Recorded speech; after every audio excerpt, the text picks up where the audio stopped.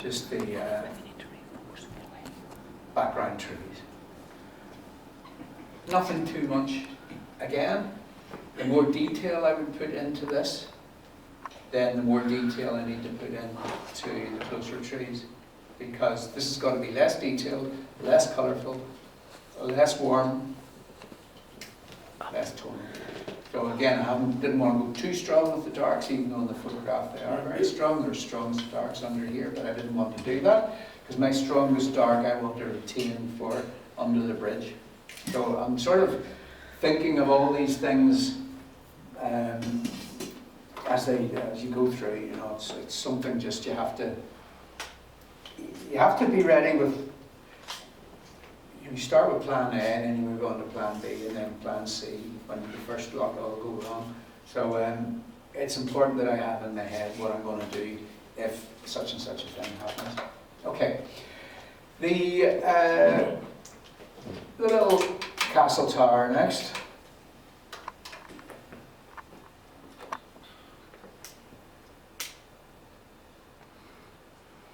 Now what I don't want to do, there's no point me adding stronger darks to this and then bringing that strong dark right up to the edge, because all that will do is ruin that nice contrast that I've got there. So what I do here is I just want to get a little bit of variety, but I don't want to bring that variety right over to the edge. In other words, if I bring this darker wash right over to the edge, as I say, I ruin my contrast. So instead, I just allow this to sort of disappear. And it's remarkable how easily our brains can be fooled. Just so long as something happens gradually. So our brain isn't aware that there's any great deal of difference between here and here. It isn't I that I've pointed it out, but our brains don't really notice that. Our brains notice that. Little sudden changes. Our brains notice this. They don't notice soft, gentle changes. There's an absolutely brilliant, it was Optical Illusion of the Year, I think, last year. And it was a video of a room. And the idea was you just looked at the video of the room. So it was about a minute long. And I looked at the video of the room and it finished, and I thought, I didn't see what's the point of that. And then it showed you the difference between the last frame and the first frame that you watched. And everything in the room had changed. The colours of the cushions were different. The colours of the carpet were different. The furniture had moved all around the place. And you don't notice it because they did it gradually. And our brains don't get things that happen gradually. It's an absolutely brilliant thing to see. I like optical illusions because essentially that's what we're doing every time we're making a painting. We're creating an optical illusion. Yeah, what am I doing here? Better trying to remember. Yes, okay. So I want a little bit of this. So what I like to do is still do a lot of softening of these edges. Because when I soften the edges, they won't be as attractive to the eye. Now, leave the odd little hard-edged bit, that's okay, but I'm essentially wanting to soften these edges. Any little drips, it's important to dry those up or they will run back and cause cauliflowers.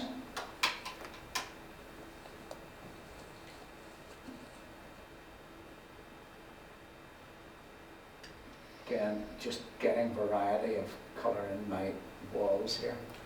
So you see, the thing is, I'm not worrying about this. This is just a mess, and that's okay. I can hopefully fix messes. What I can't do is make something less detailed. I can make it more detailed. I can make it more hard-edged. I can make it more colourful. I can't make it less colourful or less hard-edged or less whatever the other one was I said. So in watercolour, you really do have to think of these things. Right, what else? The bridge here is covered in well, stuff growing on it. So I'm going to do here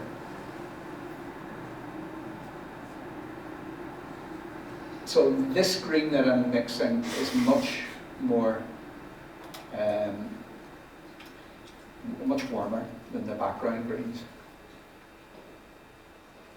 As I say, in reality it's probably much the same.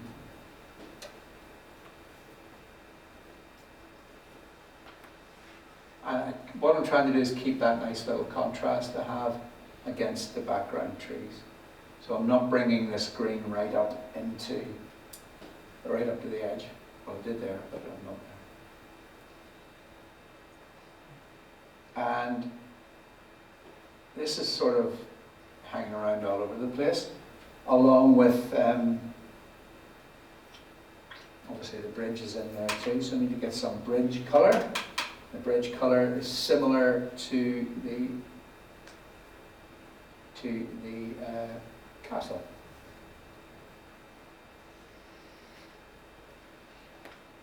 I want to get variation in this. There's no point in me doing all of that first wash if I'm going to cover it up completely. Otherwise I just wasted my time. So I want to leave some of that nice light.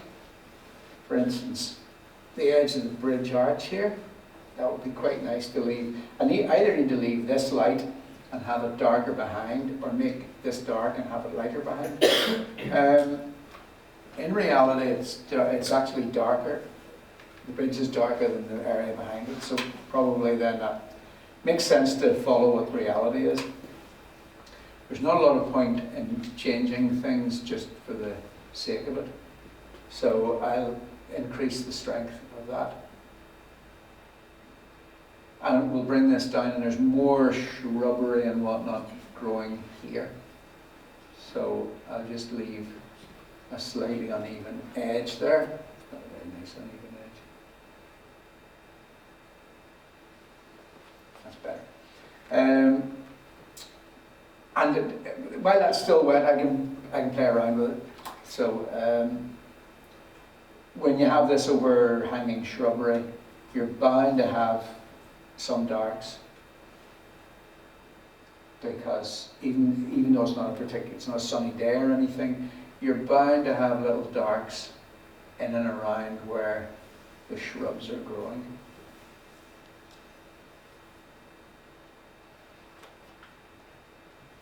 Once again, I've got to let that blend in a little bit more.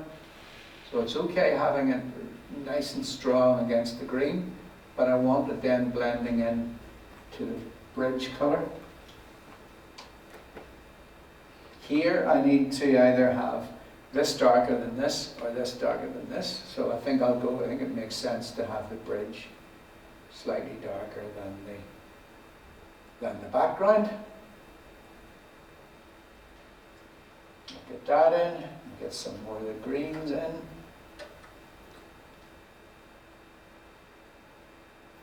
You have to be careful just doing this, because when you're allowing the two colours to blend together, very easily the colours can just sort of neutralise. So it's important to make sure the brush is kept clean and things like this. Right, that's the greenery. And then the bridge.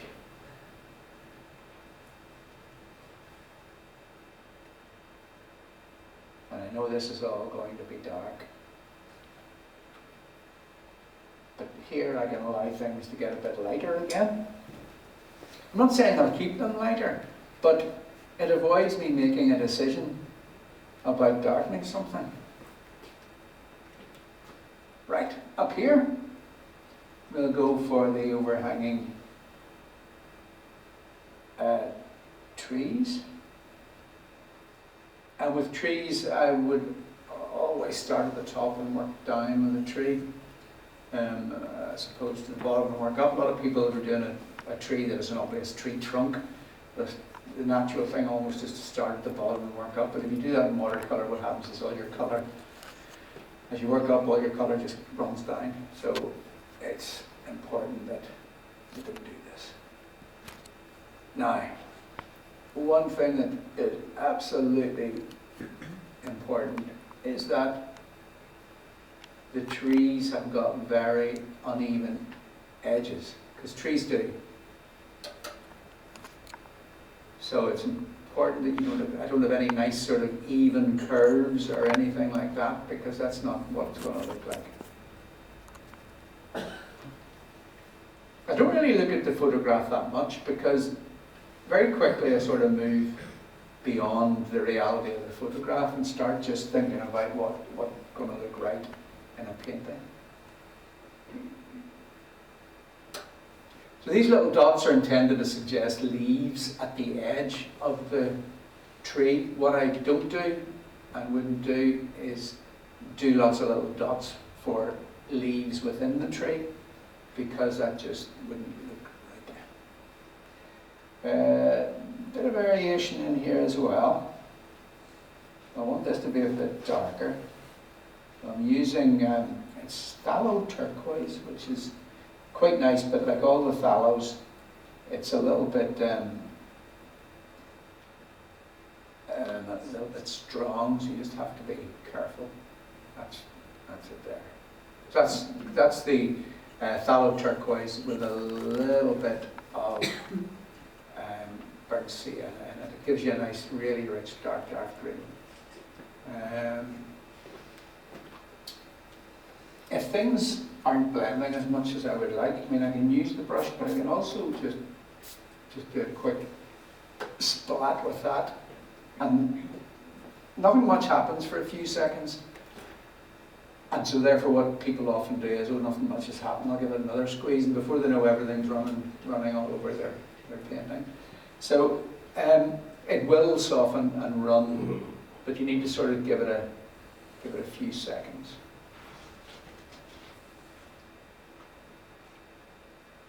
So what I'm trying to do is just get a nice variety of light and dark greens.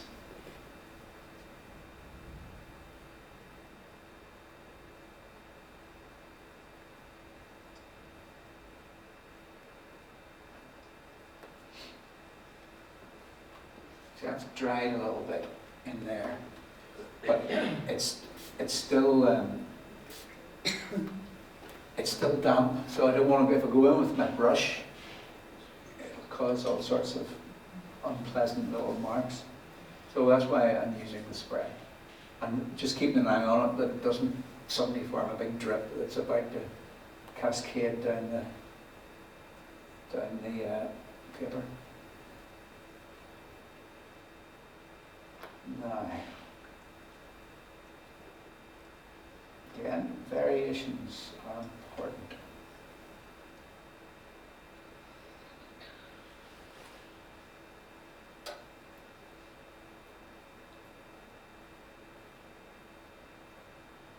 So, I'm just sort of trying to get a little bit more variety here and there.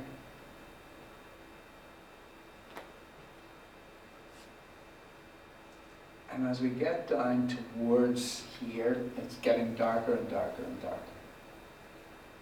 So I'll use that mix of phthalo turquoise and burnt sienna. Now if I just suddenly start that as dark, it's going to look a little bit sun, because it is. So what I like to do is just add a couple of little bits of the dark just above the point at which I'm wanting my blend to happen. So by doing it that way, it means it doesn't suddenly just become dark, which would look, as I say, a little bit unnatural looking. Okay, then it's down to the very definite edges, because although I'm painting the background trees here, the darks in the background trees, what I'm actually painting are the edges of the what's the difference between battlements and crenellations? Or have I got, are neither of those the right word? No? Well, Okay. So you're checking on your sleep? We'll call them battlements then. No, well, those darks, I quite like those darks, and I think, well, I should have put some of those in there. But I'm thinking my greens are a bit weak there, so I'll strengthen those up at some point. But they do look distant. Where you just Those? Yes. Oh no, they're okay. Yeah. No, the greens here. On the bridge. On the bridge. Yeah. So I'll strengthen those up.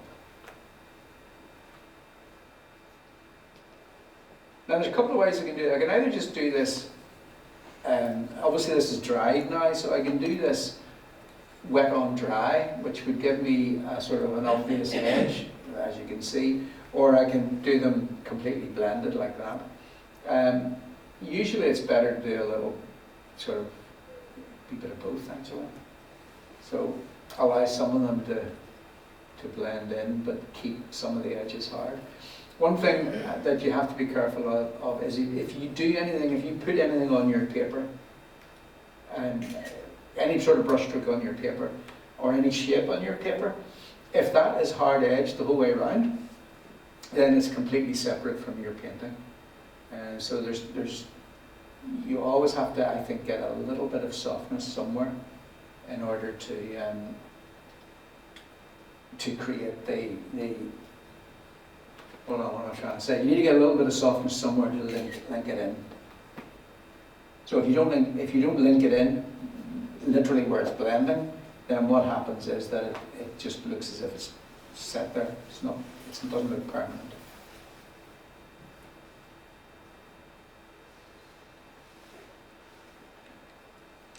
Always liken it to, like you do with the house, and the house has got a hard edge around the whole way, especially at the bottom where it meets the ground, then it looks a bit like a Lego house that you can just come along and lift off. That's all right. Right, I'll do some of that bit later. Okay, down here we've got sort of stuff growing on the walls and whatnot,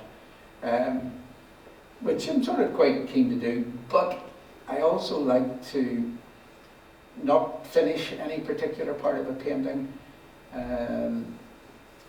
certainly not the important parts, because I don't know how much I need to do to finish it.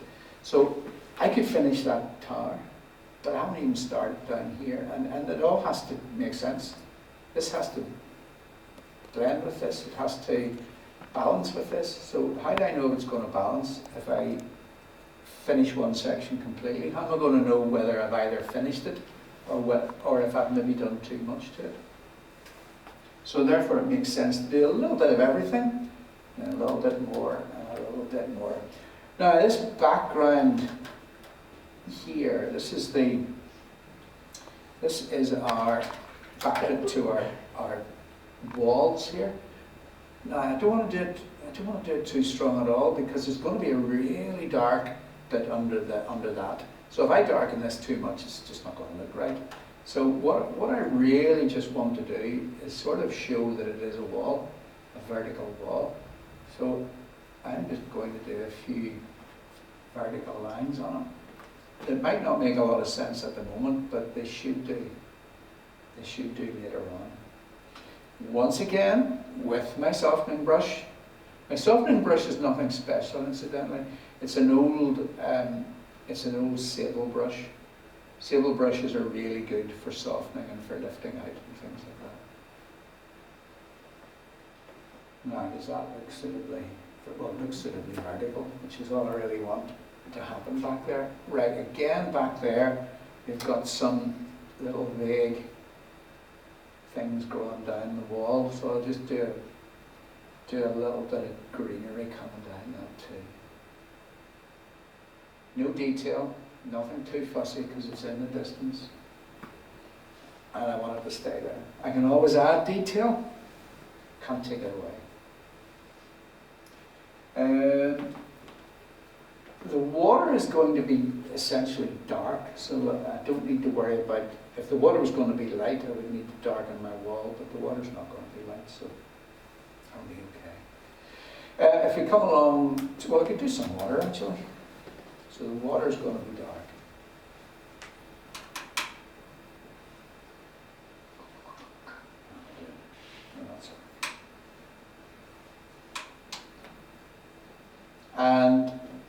colour of the water is, I suppose, like all the Glens water, it's going to be fairly peaty, so it's going to have that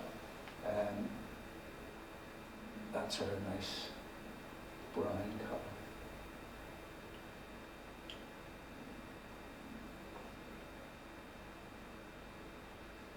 Now this is where those little bits of light, hopefully, are going to come into play.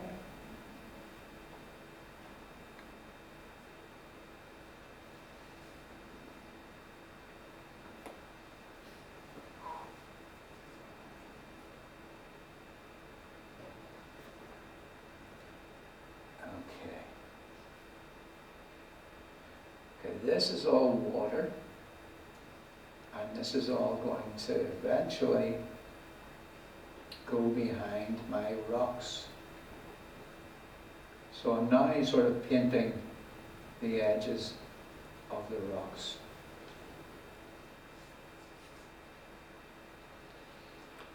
But in there, I want to get some strong darks as well.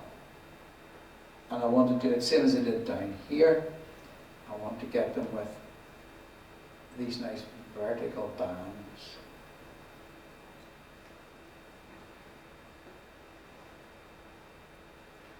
And once you start to get these little suggestions in, it starts to look much more sort of watery.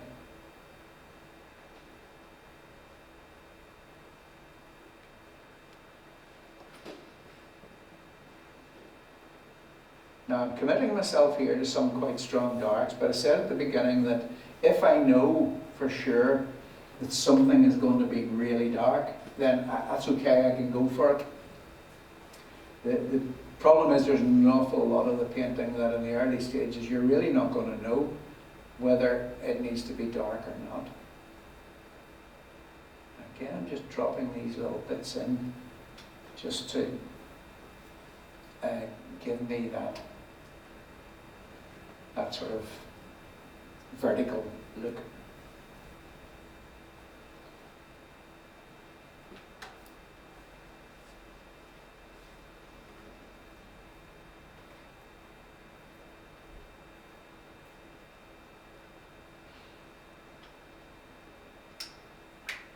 Dry up the drips.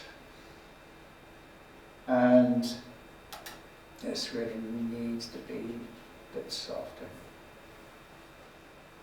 because it disappears into the greenery that's here, but I haven't got the greenery in yet, so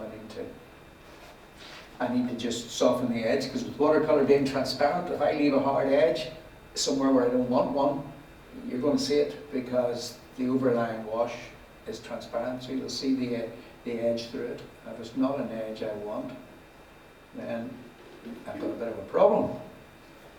So again, with these little vertical bands,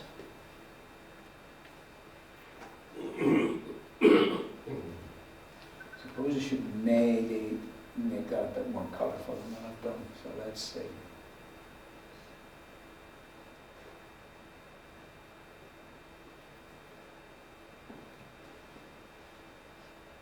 There's still lots of plants and things, so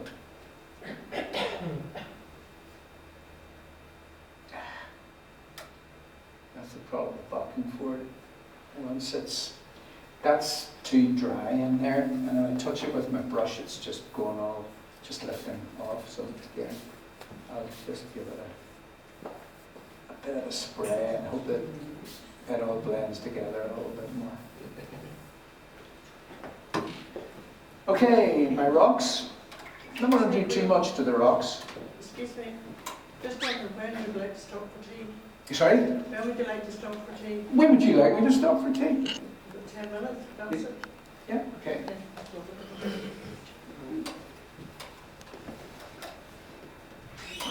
Right, our rocks here. So what I'm going to do back here is I can't leave those just as a sort of flat mass. So I'm going to need to sort of suggest some sort of rockiness in it. And what I generally do there is I sort of do a few little dots and dashes in the background. And then as we come to the foreground, make these a little bit more obvious and definite. But I want these rocks to stay largely quite light. Also, what I'm trying to do is still connect a lot of these together. So rather than do sort of 1, 2, 3, 4 separate little marks, I'll link them together, and then they become one mark instead of 4. And generally speaking, one mark, one shape is better than 3 or 4 shapes, or 5 or 6 shapes.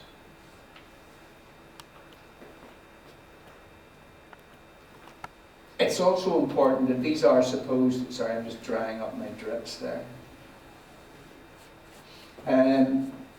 These are supposed to be rocks, so the shapes that I'm making have to be rocky shapes. So there's no point in me doing a sort of convoluted edge, because the convoluted edge won't look like a rock. It'll look like a woolly jumper or something. So it's important to make sure a lot of these little edges that I'm putting in are suggestive of the edges of a rock, as opposed to just it's not just a random jab with the brush. If it was a random jab with the brush, it wouldn't actually work.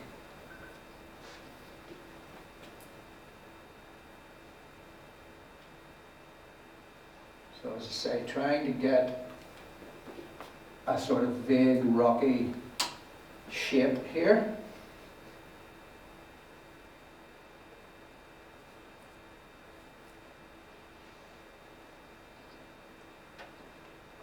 Which, to be honest, is always just a bit of trial and error. It's not something that's easy to predict, because what I'm trying to do is do these marks but not make them too repetitive, which I'm beginning to think they are a bit repetitive. And then as we come to the foreground, then we see much more definite angles. So really what I'm looking to suggest is that we've got some light rocks and we've got some dark rocks. That's not so, no, sorry, they're all light rocks, but we've got light bits on them and we've got dark bits on them.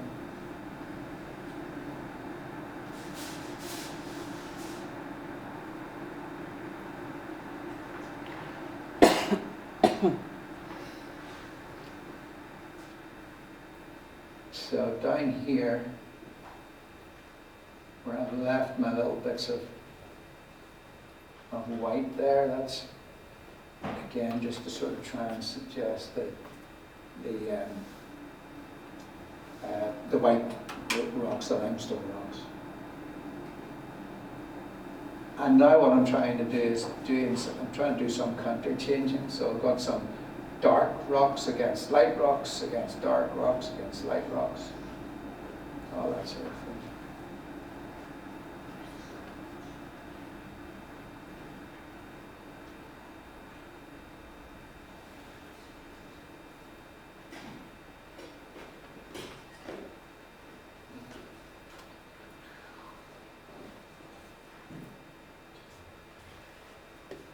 Again, trying to connect them together.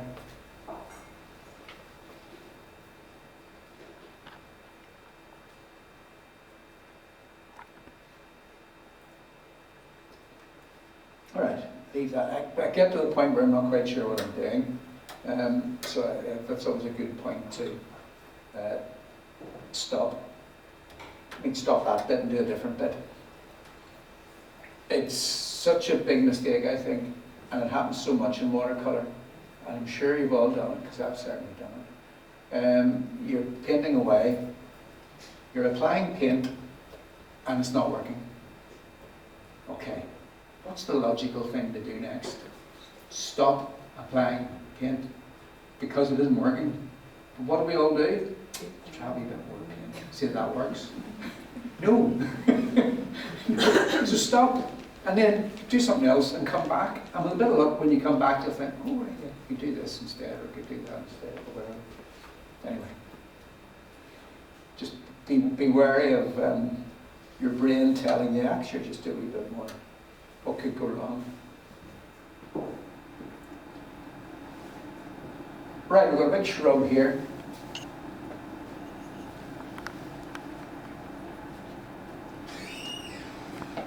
Yeah, okay. And how am I doing? A couple of minutes? Yep.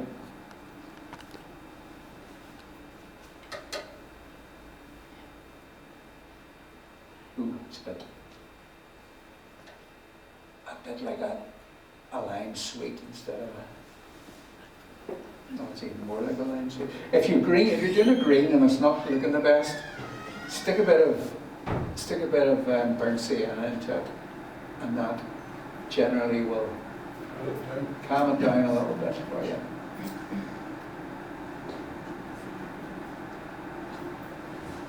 Alright, now I need to I'm going to get some paler green just there, just over where it's sort of joining onto the rocks. So we've got some dark green, but it has to at some point join onto the rocks, and it can either join onto the rocks by disappearing behind rocks or blending into them a little bit, or things like that.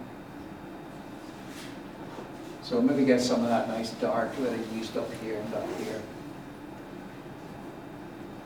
So that's the fallow turquoise. Again, little bits of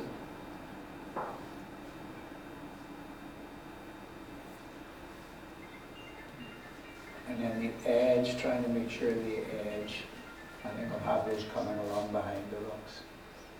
But what I'll also do, because it's a bit closer, I can sort of make it a little bit more obvious in the way of leaves or something. And when that dries, I'll do the same thing. I'll do a couple of little leaves there. I think that's probably a decent time, almost a decent time to stop, just before I do. I just want to get what I stupidly did. I should have done the same thing behind me, down here, as I've been doing up there. So let me just do that.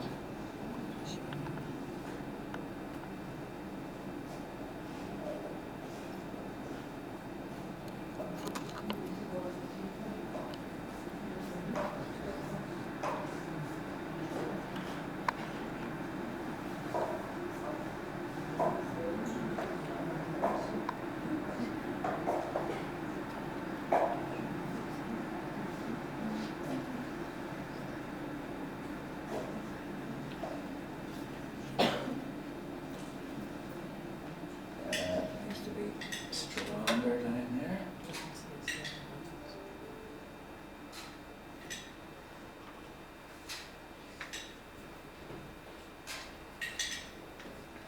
Okay, I think I'll just like that. The dates and thing beyond that.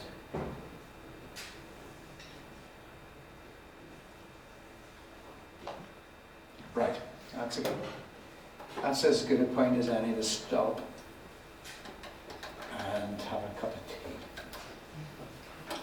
Okay? Right, wake up everybody. It's your morning nap over. Yes.